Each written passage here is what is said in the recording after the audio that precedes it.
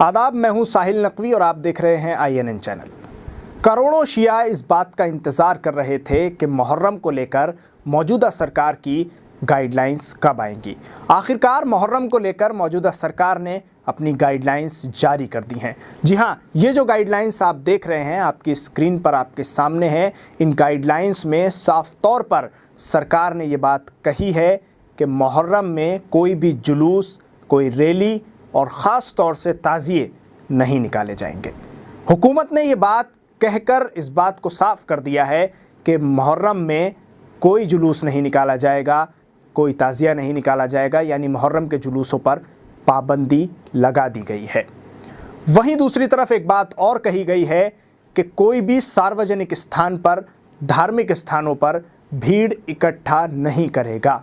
यानी जिस तरह से आमतौर पर देखा जाता है कि हर साल मुहर्रम में मस्जिद, इमाम बाड़े और कुछ इस तरह के जो स्थल होते हैं उनमें मजलिसें होती हैं, तो उनको लेकर काफ़ी भीड़ इकट्ठी होती है और इमाम हुसैन का गम सब लोग मिलकर मनाते हैं। लेकिन इस साल हुकूमत ने उस पर भी पाबंदी लगा दी है कि जो सार्वजनिक स्थान हैं, जो धार्मिक स्थल हैं, उन पर कोई भीड़ इकट्ठा नहीं होगी। आज हमारी ये ख़ास रिपोर्ट इसी पूरे मुद्दे को लेकर है।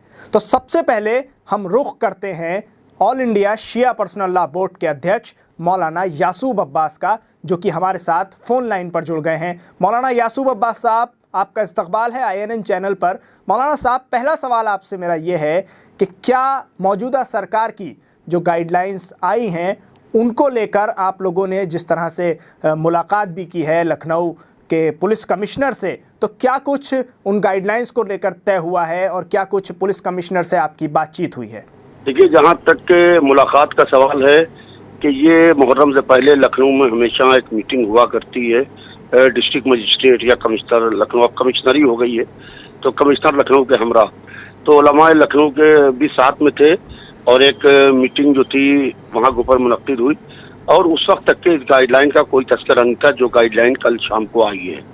यह गाइडलाइन कल शाम को आई है। हम लोगों ने जो वहाँ बातचीत की, हम लोगों ने मरकजी मजालिस की बातचीत की, जो लखनऊ में मरकजी मजालिस होती है उन मजालिस को मुनक्किद किया जाए सोशल डिस्टेंसिंग के साथ में, अज़ाखाने बंद न किए जाए। जैसे 1921 रमज़ान को अज़ाखाने बंद हो गए थे, हम नहीं चाहते हैं कि आने वाले आशूरे को या अय्याम अज़ा में हमारे आशूर खाने, हमारे अज़ाखाने, इमाम बाड़े बंद हो जाए। लिहाजा हमने तो उसकी बातचीत की है। उसके अलावा हमने बातचीत की है जुलूसों के लिए, ताकि जुलूस जो है वो सोशल डिस्टेंसिंग के साथ में उठना चाहिए, इसलिए कि बहुत से हमारे जुलूस रजिस्टर्ड हैं। अगर से वो जुलूस इस वजह से नहीं उठेंगे जो हमारे रजिस्टर्ड जुलूस हैं, तो क्या पता कि 2021 में 2022 में हमें परमिशन मिले कि ना मिले। वो कहेंगे साहब आपका जुलूस लास्ट ईयर नहीं उठा था, लिहाजा इसलिए इस साल भी नहीं उठेगा, आप परमिशन लीजिए, और परमिशन के लिए मसाइल खड़े करेंगे। क्योंकि जो लोग बैठे हैं उनके दिल में अगर नियतों में खोट है तो कुछ भी परेशान कर सकते हैं। और तीसरी चीज़ ये है कि हमारे यहाँ लखनऊ में हर घर से ताज़िया उठता है रोज़े आशूर। बाहर भी उठते हैं ताज़िए, मगर एक बड़ा ताज़िया उठता है, लोग उसके हमरा होते हैं। मगर हमारे यहाँ लखनऊ में ये रिवाज है कि हर घर से ताज़िया उठता है, चाहे वो अमीर का घर हो, चाहे गरीब का घर हो, चाहे नवाब का घर हो, चाहे मालदार मुफलिस का घर हो, हर घर से ताज़िया उठता है और वो ताज़िया दफन होता है। एक जगह नहीं जाता है, अलग अलग जाता है। तो हमने बाकायदा कमिश्नर साहब से बात की। सुजीत पांडे जी हैं कमिश्नर लखनऊ, बड़े सुलझे हुए इंसान हैं। तो मैंने उनसे गुफ्तगू की तो उन्होंने ये बात कही कि मैं पूरी कोशिश करूँगा ताकि हम ये आपकी बात को ऊपर तक पहुँचाएँ। और हमने ठीक है, इसके ऊपर तो कुछ सोचना ही नहीं है कि रोज़े आशूर जो ताज़िए निकल के जाते हैं वो ताज़िए ज़रूर जाना चाहिए। मौलाना साहब, मौलाना यासूब साहब, आप कह रहे हैं कि आशूर के दिन तो ताज़िए निकलेंगे, लेकिन मेरा सवाल यहाँ ये है, क्या ये बात जो आप कह रहे हैं वो सिर्फ लखनऊ के लिए है या पूरे हिंदुस्तान के जो शिया हैं उनके लिए आप ये बात कह रहे हैं कि मौजूदा सरकार की गाइडलाइंस कुछ भी हो, ताज़िए निकलने चाहिए? और इसके लिए फिर आप क्या एक अमल कर रहे हैं, क्या इक़दामात आप लोग कर रहे हैं कि ताज़िए निकाले जाएँ आशूर के दिन? भाई देखिए, मैं पूरे हिंदुस्तान के शियों की बात कर रहा हूँ, क्योंकि लखनऊ अदादारी का मरकज़ है। और देखिए, अगर से किसी के घर में मैयत हो जाए तो क्या जनाजा घर में रखा रहेगा? इमाम हुसैन अलैहिस्सलाम की शहादत का जुलूस है ये जुलूस है। सरकार सैयदुल शुहदा इमाम हुसैन अलैहिस्सलाम मोहम्मद साहब के नवासे रोज़े आशूर शहीद हुए हैं, लिहाजा उनकी याद में ताज़िया उठता है।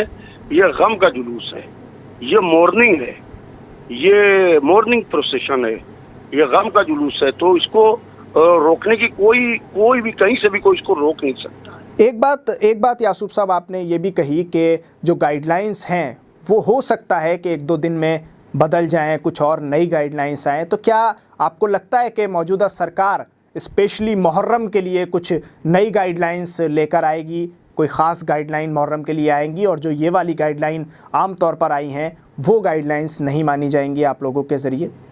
ऐसा क्यों लगता है? देखिए, मैं मुसलसल बात कर रहा हूँ, अभी मेरी पीएमओ में भी अभी बातचीत हो रही है, तो मैं उम्मीद करूंगा कि एक ख़ास तौर से गाइडलाइन मुहर्रम के लिए अभी एक नई गाइडलाइन मज़ीद आ जाए। मैं अल्लाह से दुआ करूंगा, और नहीं तो फिर जो भी लीगल रास्ता इख्तियार किया जाएगा वो इख्तियार करूंगा इंशाल्लाह।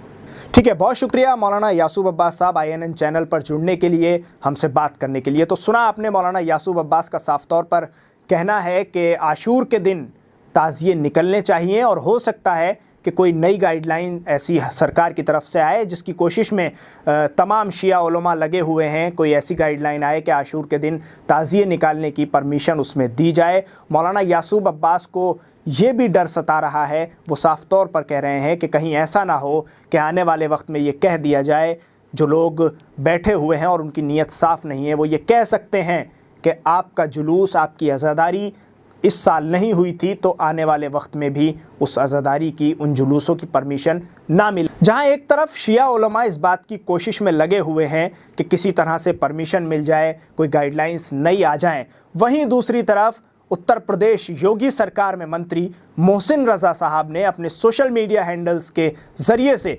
तमाम लोगों से एक अपील की है सरकार की जानिब से, और उस अपील में उन्होंने क्या कहा है वो भी आपको मैं सुनवाना चाहूँगा। एक बार उसे सुनिए। 1 हफ्ते के बाद आने वाले मुहर्रम को लेकर भी उसमें सारी बातें हैं कि इस बार हम मुहर्रम सार्वजनिक स्थल पर नहीं मनाएंगे। अपने घरों में जो आप इबादत करते हैं, जो इमाम बाड़े सजाते हैं, वो अंदर घरों में आप सजाएंगे और घर के ही लोग उसमें बैठकर इबादत करेंगे, मजलिस कर सकते हैं, मातम कर सकते हैं। लेकिन सार्वजनिक स्थल पर आप 4 लोगों से ज्यादा अगर खड़े होंगे, क्योंकि दफा 144 जिसको धारा 144 बोला जाता है, आप सब जानते हैं, वो भी लागू है। 4 लोगों से ज्यादा कहीं पर भी लोग कोई पाए जाएंगे तो उस पर पुलिस अपनी कार्रवाई करेगी, तो एक परेशानी होगी। तो उसमें भी हम सबको ताउन करना है, कोऑपरेट करना है, इसका ख्याल रखना है, क्योंकि कोई भी एडवाइजरी जो जारी होती है वो जनहित में जारी होती है, और कोरोना इस दौरान बहुत तेजी से बढ़ गया है।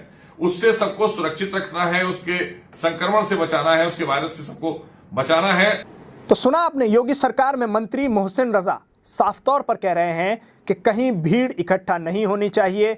वो गाइडलाइंस को ही मद्देनज़र रखते हुए बहुत सारी बातों की तरफ इशारा कर रहे हैं, जिसमें धारा 144 का भी जिक्र मोहसिन रजा ने किया है।